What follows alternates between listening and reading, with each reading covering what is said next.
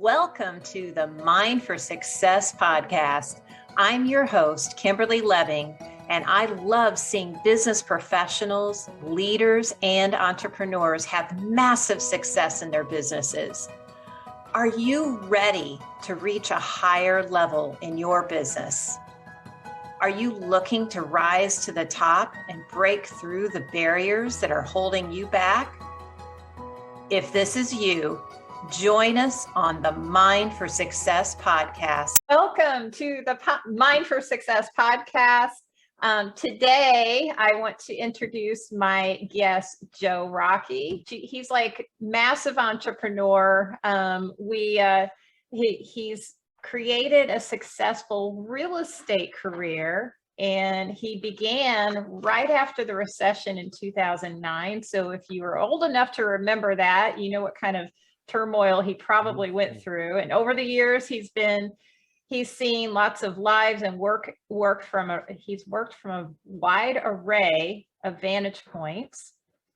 He's currently operating a multiple rental, flip, rent to own, and networking companies on a professional level.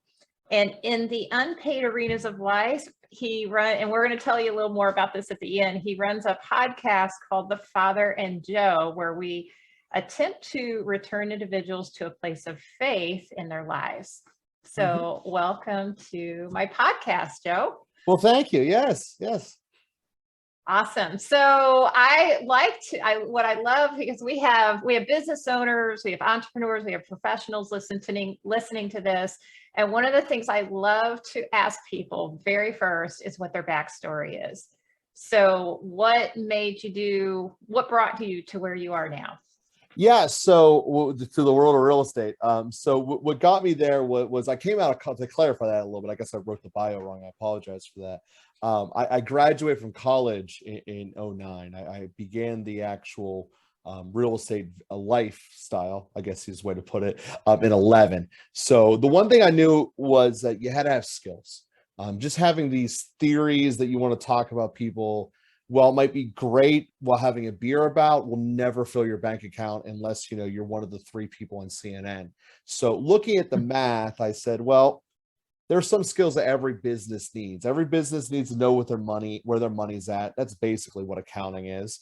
Everyone needs to know how to get more money. Well, financing is one of the routes and sales is the other route. So I double majored in accounting and finance, and basically every job I had was in sales. And when I came out during that recession, I was being arrogant and selective, where I was saying no to places that were really good offers. I mean, quite frankly, and had I said yes to them, maybe things would be different now. But I was basically holding out for that one perfect idea. And people who were accepting the major accounting firms were getting told in the second, they accepted in November or whatever, and they get told in February that, oh, that position doesn't exist anymore because the whole world is dying. So I ended up being in a sales position at a financial advisor firm, because they'll basically hire anyone that can talk for a little bit. So I worked there. I was good at it. I've always known how to sell, despite having horrible sales managers for the majority of the beginning of my life. So first year I was rookie of the year, second year I was underclassman of the year, and third year I left. And the reason is I was working 80 hours a week. The nature of being a financial advisor, I was promised that I would be making residuals that was going to pay for me at my end of life, as long as I worked hard now, which is what I really want. I wanted to be able to, when I'm in my 50s, be paid for work that I did in my 30s. So I can't believe it took me 3 years, but I eventually sat down and looked at the contract I signed, and I was getting a 0.1% residual rate, which in English means you have to work 1,000 years to get 1 year's salary. So that didn't work out very well. I saw what I was doing. I ended up in a marketing group of the real estate investors of Pittsburgh here at Acre, and I'm sitting around at a bar. I think I'm going to sell these guys life insurance. Before I knew any of them, realized that's probably never going to happen, most of these guys, but that's a side story. But all it was them complaining about their tenants. And I very quickly was able to grasp that they all were living, despite the fact they're complaining about their tenants, easier lives that are less stressful, way less hours, and most of them were making more money than me. So I was like, well, why am I doing this? So 2011 is when I jumped in, and we started from there. And Messed up the first couple flips, but very quickly corrected some stuff. And we've had a very good empire kind of going ever since, and figured out eventually how to get that model of the long-term revenue there without having to deal with all the tenants complaints that eventually I wanted a model, and this is essentially what I've gone to, was like a phone company. No one ever Mm. calls up AT&T and complains. They just pay them every month. And that's basically what I wanted. And I figured out how to do that through real estate. Took a very long time, lots of going back and forth with lawyers, not knowing if we would ever find a solution to these various legal problems, but we did. And we're very glad with how it came out here. So I love this. So how or what are some of the obstacles that you encountered in those beginning days with real estate? Because I believe when we had our brief conversation before, we talked about even where you live and some of the legal things that you had to deal with, and just what other obstacles come to mind. Well, yeah, I was in my young 20s. Quite frankly, I was too inexperienced to even know the legal obstacles at that point. But since we're there, Pennsylvania is rated the 5th worst state for landlords, meaning that we make things very difficult. And we can get in the whole COVID route of how that still continues to be true and getting worse. But in the beginning, I mean, I was 20 something, and my whole life was being surrounded by bad sales teachers and just being like, well, if I did this different, I would be better by default. Well, that did end up being true. It also gave me no bearing of how to run a crew, how to select people, how to judge a candidate, and about whether or not you should hire them or not. And then once you do have a bad employee, how to deal with it. And those first flip in particular, I had no idea how to do any of that. I hired the wrong guy, I let him get away with stuff. Then that stuff grew and grew and grew. And next thing you know, I had invested so much money into him that I was stuck. So it got very, very bad there. But again, it was a learning experience, expensive learning experience. But the second flip came around and so much better off. Yeah, so much results out of that, just from one mistake of how to select someone and what to go for. And then yeah, I guess those were the main things, was how to deal with the people side of Yeah. it. Yeah.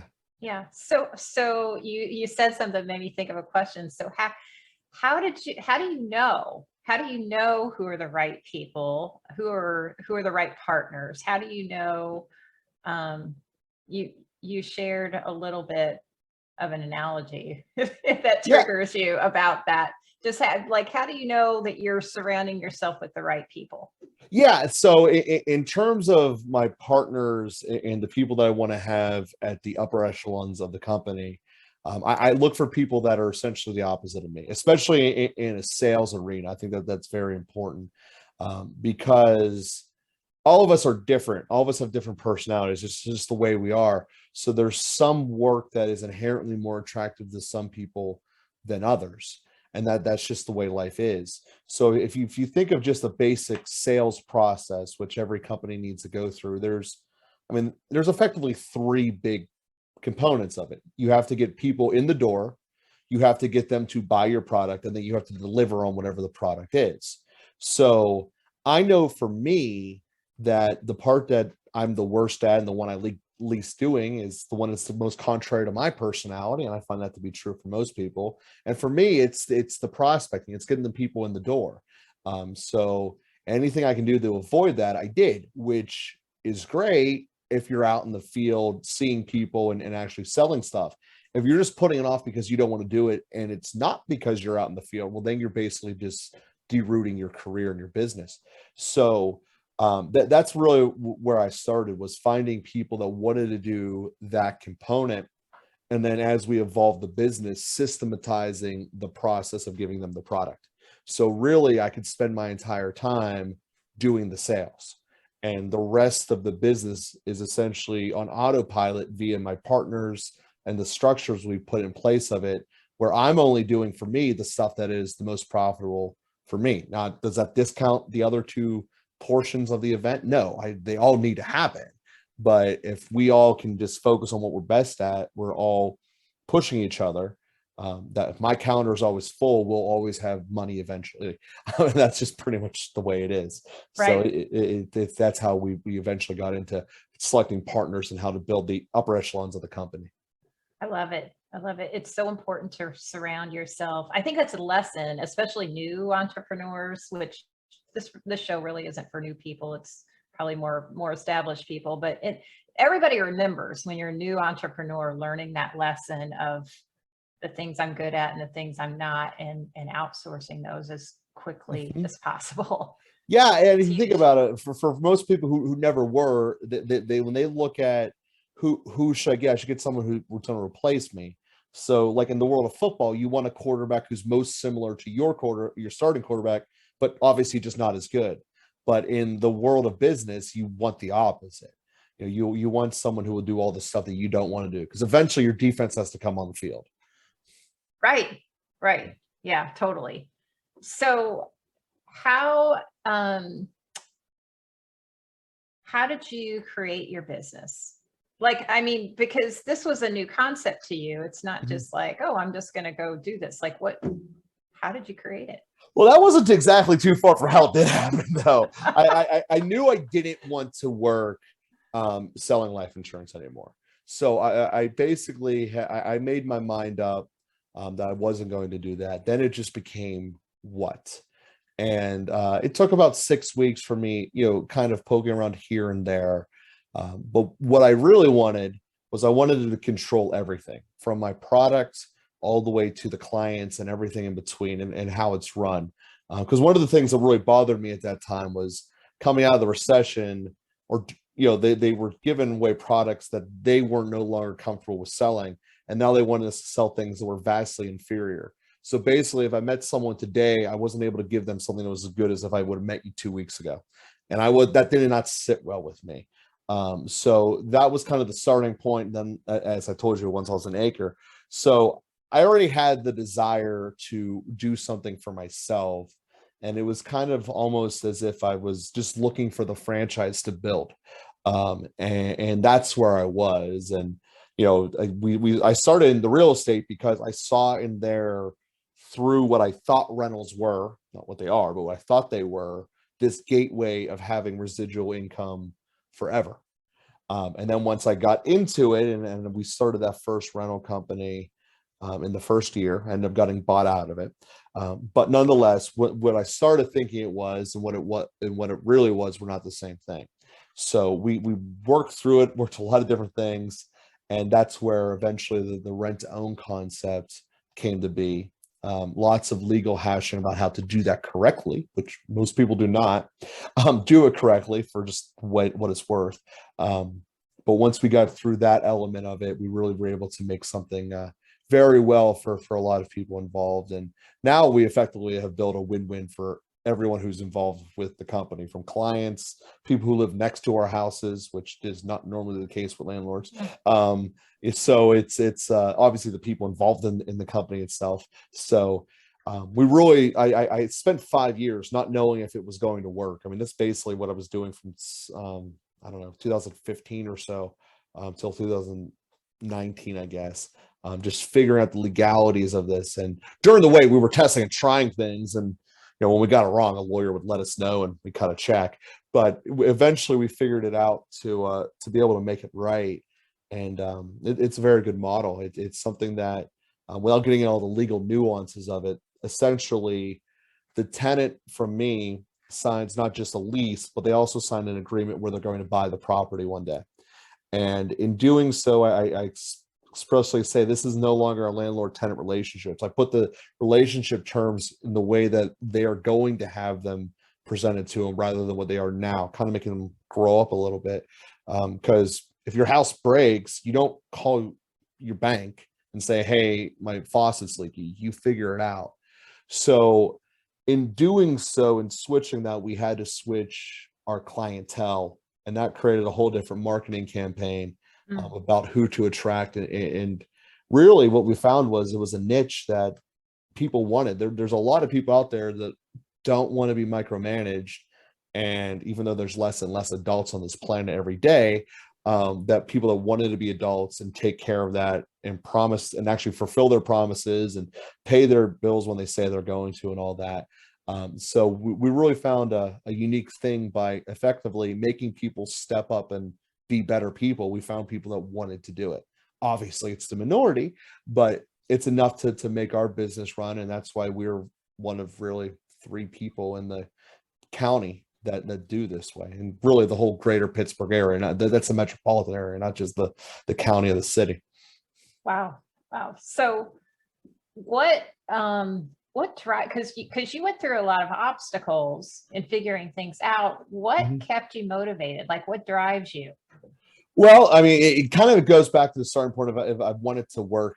I like building systems at work. I Okay. mean, that's a big part of it. So, um, so if you go back to that sales, 3 basic funnels, get people in the door. I had partners that just kept filling my calendar. Um, and then my main job really at the end of the day is acquisitions. The more houses I buy that are better, the better off everything is, especially if I can buy them at the price that's required. And that's a very hard skill set within itself. But that left the third part of the product hanging out there. So yeah, so we would buy the product, we'd have people fixing it up. But when it came time to putting tenants in it, every time I go to see a tenant, it's cost me money. There's zero profitability of re-seeing a tenant. So it was really the desire to cut out the problems of the business and figure out a way to get rid of them, because that doesn't mean that my house's toilets don't leak anymore, or that things don't happen. It was shifting the responsibility of it to someone else, and that someone else happened to be someone that not only wants to do it, but they want to pay me to do it. So it was really a win-win. And throughout all that, and the reason they want to do that is because it's going to be theirs forever. I mean, this is Right. their house that they're building value in. So, I mean, how many landlords will tell you, hey, I don't care if you paint your daughter's room Barbie pink, well, do whatever you want. Virtually none, because they want to be able to have the room as sterile as possible when they got to kick you out and put it in. And that mindset shift, which I did for my clients, but not for employees, which I think is an important difference, was huge, because I started looking at them as I'm going to have everyone forever. As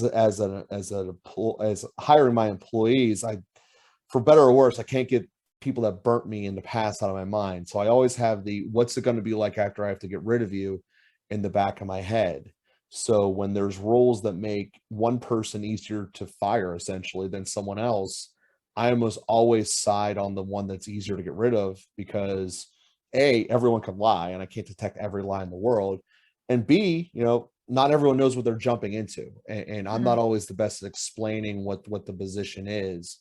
I just kind of assume some people know things sometimes. And if it's harder to get rid of the person, then I don't want to get caught into extra legal hassles with it, versus if it's just, all right, this didn't work, you're out. Well, then that's that. Yeah. Yeah. It's really interesting. The whole people part of it.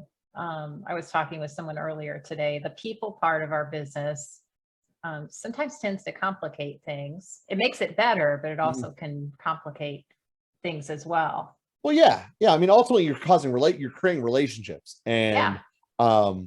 I do believe in the mindset. If you don't see yourself working with this person a year from now, you should fire them today. That's something I firmly believe in, because it has made everything better for the people who I didn't fire. Because most of the time, people know that this is going to happen. Like it's not going to work out. Why are we dealing with it? I mean, normally even that person who's the problem knows it. So why go through these loops and these circles for no reason, when we can just go, you know what? Everyone's going to be better off, including you. Sure, you're not going to be happy for the next 2 weeks, but you'll figure it out. But everyone who I'm responsible for in this company is going to be better off, and therefore the company itself will be too. Yeah. That's actually smart, really, to keep the environment. I mean, I'm sure you have a certain culture that you want to keep up, and keeping that, really protecting it. That's what it sounds like you're doing. Protecting. Yeah, I guess I don't really look at it with that, but yeah, that's what we're doing. Yeah. Yeah. So what are some tips that you could give to other business owners? Well, like I said, systematize what you can. Even if it's a little bit more expensive. The thing that I see most people fail um, is basically one of two categories, and this is specifically in my real estate world. Either A, they're naive about what the problem actually is, and they think that they'll be able to fix it for way less than it is. Like, Mm, dude, that foundation's imploding. It's going to be a lot more than just throwing some concrete against the wall. But some of them can be fixed like that, just not in a hilly environment, which Pittsburgh is. But so that's one. And the second one, it kind of relates to it.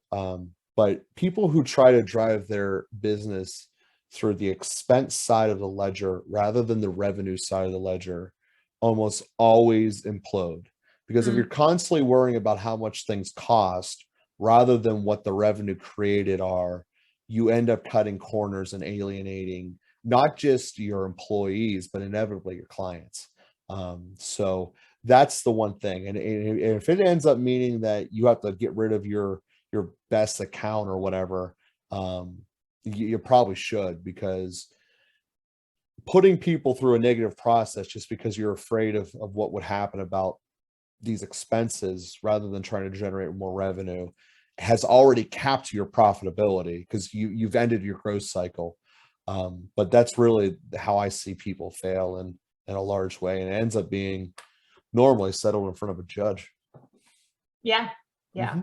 Mhm. That's really great insight because, and I've seen that too. I've seen that with people that want to hold on to something and maybe hang on to it for even an employee like that maybe isn't working out. They'll hang on to them for longer than they should, and then they don't grow to the Mhm. point that they could have. Yeah, I mean, I get it. You spent money on the train this guy. You gave him 3 weeks where essentially you paid him and he gave nothing back to you. You want to see it, but at the end of the day, if it doesn't work, all you're going to do is bring everyone else down. Yeah, yeah, I can see that. So knowing when to cut your losses Hmm. and move on. Yes, indeed. Yeah. Yeah, yeah. So what I wanted to ask you about, because you talked about your other podcast. Mhm. I want to go there. Your The Father and Joe. So what inspired you to create a podcast? Because it's so different than what you do. Yeah, yeah, it is. Um, A podcast about Jesus and God, and you're teamed up with yeah, a so Catholic so priest. exactly. Yes, I am. Father Boniface Six, he's great. So we started this in 2016. So during that period, I was already dealing with all the legal stuff of trying to figure out how to do that I just mentioned with the business. But if anyone remembers back in 2016, this entire country basically divided into two camps. Either you hate the orange guy who's now the president or you don't. And basically the divide between Fox and CNN just grew and grew. And it really hasn't slowed down. COVID was an accelerant to that. So what we did was, this is not the first time in human history that people have gotten upset about something that does not really truly affect them, but has made it super important to them, and basically foregone themselves to join a team to just fight the other team. And really, at the end of the day, that's the majority of what Twitter is now. It doesn't give you any benefit whatsoever. Just going on and fighting someone with something else. You have already convinced that you're not going to be convinced. And now, thanks to Elon Musk, we found out that you're probably talking to a robot anyway. So they're not going to be convinced anyways. So at the end of the day, all you have done is really made yourself into a negative situation. You've created all this negativity, you put it out there, and you've gotten virtually no tangible satisfaction, even if you think you did something, which actually is a scarier thought. So all this division was happening, and it was really getting a lot. So I wanted to say, well, what can I do about this? My whole life is I look at a problem, I try stuff, we throw something at it, it works or it doesn't. So I reached out to Father Boniface, who at the time I just knew him as he has his own radio show, and see if this, he wants to do this. It's really not all that much different, a podcast and radio show. So we did that. I had no idea how to do any of the behind the scenes of being a podcaster. I had no idea how to do any of that. And we just went for it. We just started hitting the record button and hit it again and hit it again. And We come out every Tuesday, and we've been doing it for over 5 years now. It's crazy when you look back at it like that. But really what we try to accomplish is recognizing that these problems that I bring to the table, because obviously there's enough going on in my life that I can fill up a show. So we just stuff that's going on in my life that I'm seeing around the world. Sometimes it's directly about me. Sometimes it's more macro.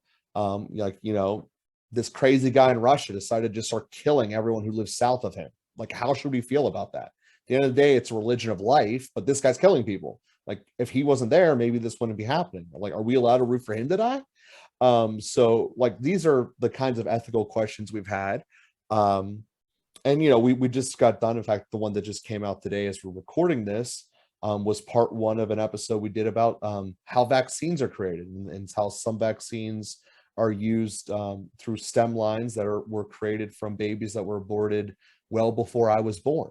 And how should I feel about that?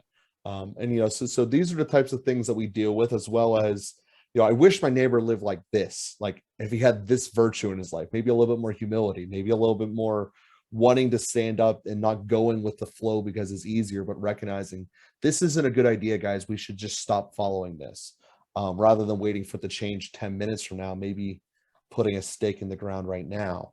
So these are the types of things that we've done this for 5 years. There's been a lot of topics we've discussed, going through it from all over the place. Yeah. Yeah, that's awesome.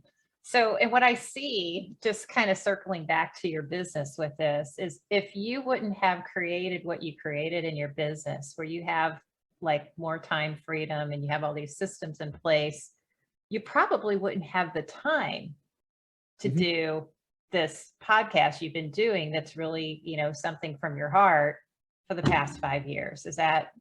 Oh, absolutely. accurate? And right now, Yeah. I'd be at some tenant's house, cutting their grass or something. It wouldn't be worth it at all. Obviously life's different now on the other side of COVID, but yeah, that even before, in the pre-COVID world when it was built, this was part of it. Let's build more time while we're building residuals that will take care of the long-term economic concerns of myself. Right.